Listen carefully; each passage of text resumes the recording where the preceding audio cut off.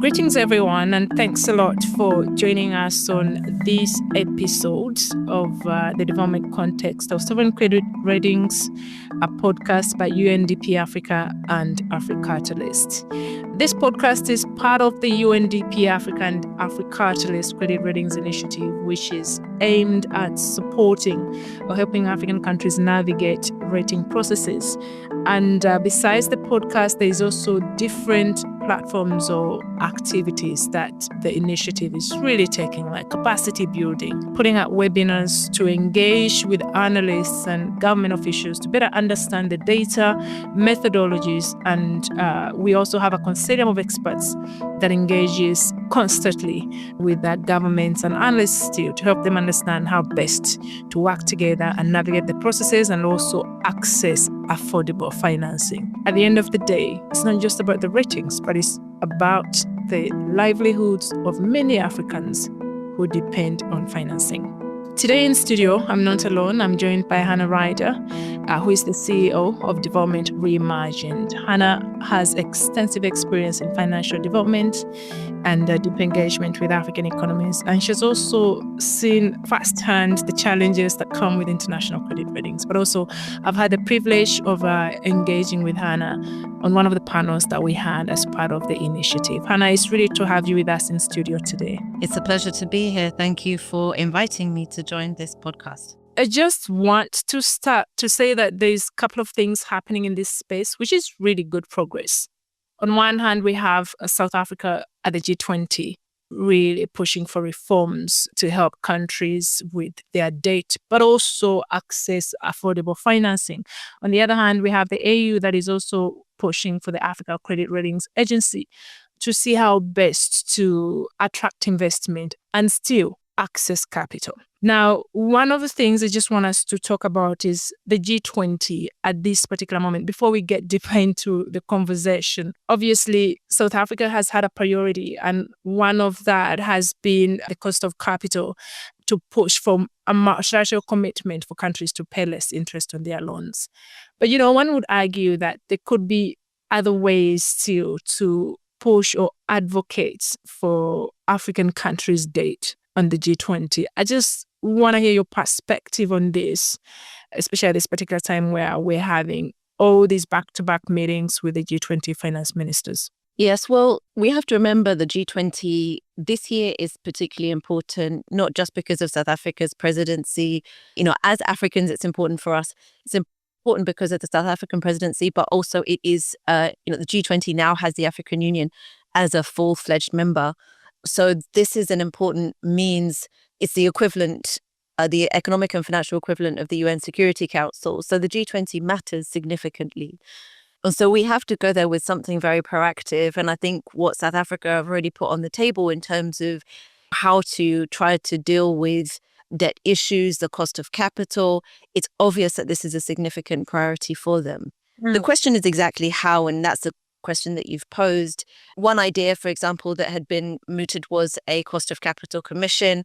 Not sure whether that will happen necessarily. There are also going to be a panel of experts. We've had a number of former African presidents come together and announce a debt relief initiative. So there's a lot of initiatives in the space, and I think that's good. The key thing is, what do they really actually propose? Because you can have many experts talking. We can all talk in the room, but we actually have to agree.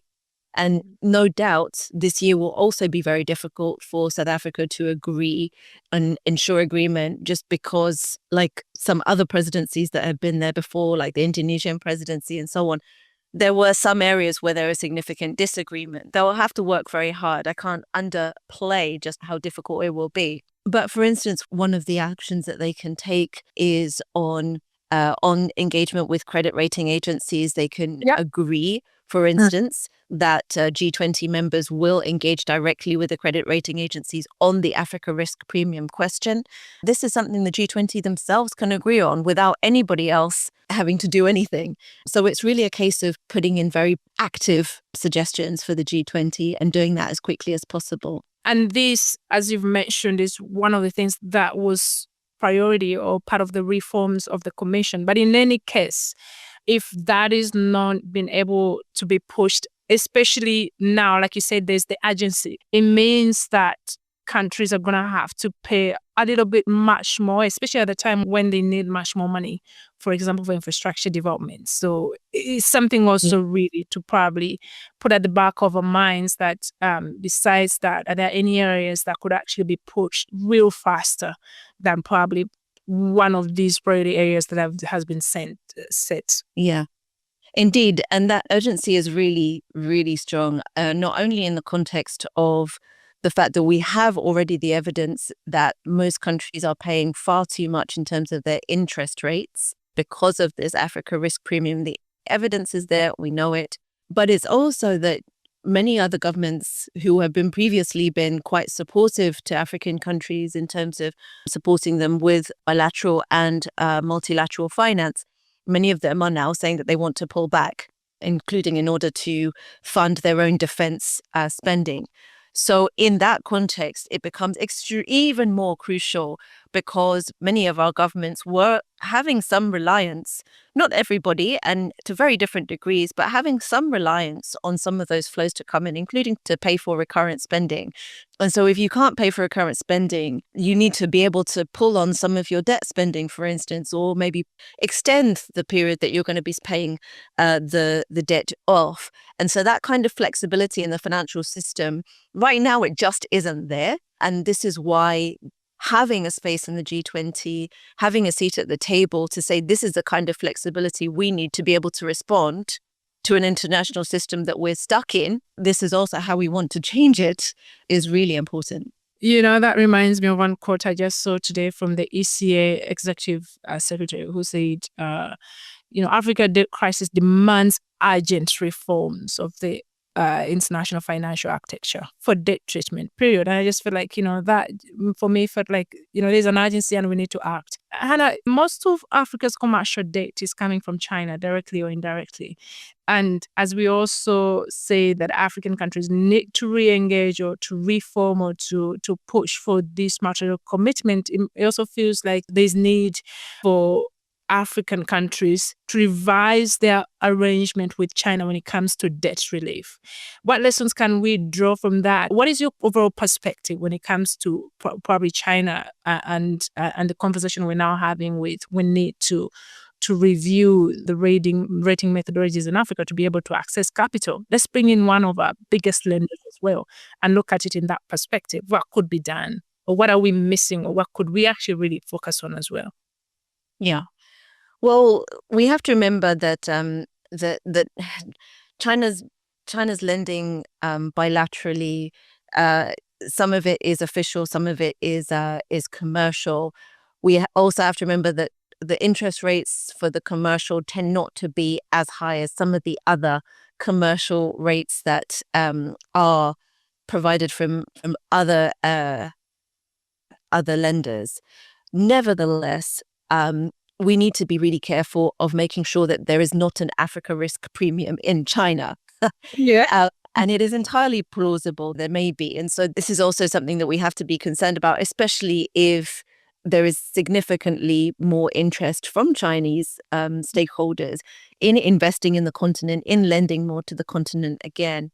And as a result, it's an issue for African governments to really proactively manage, both in terms of the reputation of African countries, and the news headlines about African countries in China, but also in terms of the government-to-government relations. And when it comes to the government-to-government relations, Maggie, we have to remember also that China has done a lot of debt relief in the past. It's not often talked about, sometimes even in China itself not talked about, and certainly not internationally, because I think the narrative internationally tends to be, there are some people who are the good guys and some people who are the bad guys. That's not true. When you put the figures together, you see that, even a country like Zambia, before Zambia was in the common framework, the debt relief from China itself to Zambia over a number of years, around the same sort of time that the HIPC negotiation took place, and the Paris Club and other bilateral lenders were working collectively. The amount of debt relief that China provided to Zambia was above the amount of debt relief provided from the US or the UK. But you won't find that in our normal headlines. But it was through a different process. Yeah. The question now is, because China is now part of the G20 Common Framework process in terms of debt relief, there are some constraints now in terms of how African governments work with China for debt relief. It's not the same kind of process as that it was before. This introduces some uncertainty. And I'm not saying that debt relief from China was very easy in the past, but nevertheless, it did happen. But it feels like it's a more complex situation now, even for the countries who want to negotiate with China. But I think we have to remember that China has been open and understood what the issues are in many cases. And so I think that provides an opening. Yeah, and I guess that also provides us with really an opportunity to think of other ways to engage with China, I would personally think.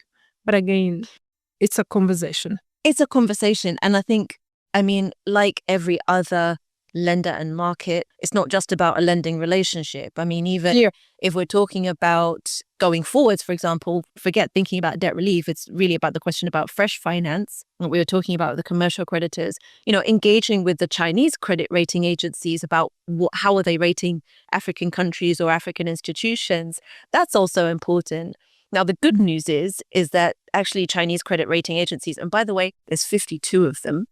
The good news is that the ones who are rating African countries, which are not that many, but for example, there's Changxin International. They rate a few African countries, and they've also rated some of our African institutions like Afreximbank and an AFC at AAA, for instance. So, they have a different perspective on our institutions. They have a different perspective on African countries. They have a different perspective on China itself. And I think that's really worth us engaging with, and can also help us to bring down some of those risks slowly but surely. That's a very good point. And I had a conversation with a guest not long ago who said, look, we cannot look at developments in Africa the same way we look at it in other countries. It has social aspects, and that's something to put into context. And this is something the agencies haven't really grasped well. But, talking about the 52 rating agencies for China, Hannah, brings me to the fact that the AU did not launch but proposed the African Credit Ratings Agency, which in their view, it will really help to at least support African countries in terms of accessing capital markets. I wonder how that is going to work, its credibility. Yeah. Well, let's remember it's been a bit of a long road in any case. The first proposition for the establishment of an African credit rating agencies by our leaders was in 2002. And it took 2017 for the African Union leaders to mandate the African Peer Review Mechanism, APRM, to not only create the African Credit Rating Agency, but also to support member states on credit rating agency issues. So, that is the mandate of this body. And here we are, we're in 2025, and there's been significant work which has already been done by APRM to set out what the credit rating agency will look like, where it's going to be. It's going to be based in Mauritius. So there's a great deal of work that's already been done, and the aspiration is for the full launch this year. But that, of course, we have to remember that while it is definitely an essential part of the new financial architecture, or reformed financial architecture, it's not the only part of the financial architecture around credit rating agencies that needs reform. So it's that type of kind of necessary but not sufficient. It is necessary, and I think that's why heads of state and government said that we need one. But at the same time, there will still be a lot more that needs to be done, both at the country level in terms of preparing for credit rating agency engagement, which, of course, UNDP initially helped with in the first place and continues to do. But also, there will be a need for continued reform of the other credit rating agencies itself. And again, they can learn from what the African Credit Rating Agency itself does, as much as the African Credit Rating Agency has learnt from the big three and others. Be that process, but it won't be immediate either. It will take time. Yeah, but I wonder, it's addressing the challenges with credit ratings, but we need to access capital at a fair rate. Besides that, while it's a step forward, I wonder what other financial policy reforms are needed to strengthen Africa's position in the capital markets Obviously, there's representation at the G20, South Africa's presidency, which is 1 year. And obviously, with each year, I'm guessing priorities change depending on who the chair is. What other reforms or policies could we look at possibly? So I think the other reforms are huge. Many other reforms are necessary. Just to give you an example, we also need reforms in terms of the IMF's quotas and how much access African countries have to automatic financial stability. And this is a problem with the existing financial architecture. Think of it, well, the International Monetary Fund has got, each country is able to access the International Monetary Fund if they're in dire financial straits, right? Yeah. That's the overall reason. It's called the world's lender of last resort. Yeah. And the challenge for African countries is that as a continent, we can access the amount of money from the IMF that Germany or Japan can access. Yeah. Now, if you're thinking about who might be more challenges, Germany, of course, might be relatively larger in terms of financial challenges than Kenya. But will it regularly meet financial challenges? No, because it's not as poor as Kenya. So the way that the quota works doesn't really take into account, there's a whole set of reasons, the restrictions that countries have in terms of the access. But this, one of the major challenges is that they mean that Kenya cannot access the IMF quickly if it was in dire straits, and has to have every other country basically involved in that decision, which is, again, completely ridiculous. That's a big for the financial architecture because, and as I was saying, it's self-reinforcing because if Kenya can't easily access IMF resources, if it's going to be in financial problems, and the credit rating agencies know that, then if Kenya is approaching financial problems, then the credit rating agencies are going to think, oh, that is actually going to happen. Yeah. If Germany is going to, which it doesn't as often, then they will expect that Germany will get the kind of access that it needs. So there are a lot of problems within the financial architecture that actually constrain African countries in being able to become more self-sufficient. We can push them to become more self-sufficient and, all the domestic resources, taxes, etc., all the policy reforms. But ultimately, even if they did every single thing in the book, if every single African government, ticked that checklist, you would still not get a financial system that works well. We will have to change it from the outside as well. Yeah, it wasn't designed for us, Hannah. And that sadly, even as we're having these conversations, it was built for years. It's going to take years to reform. And that's right. It's over 80 years old.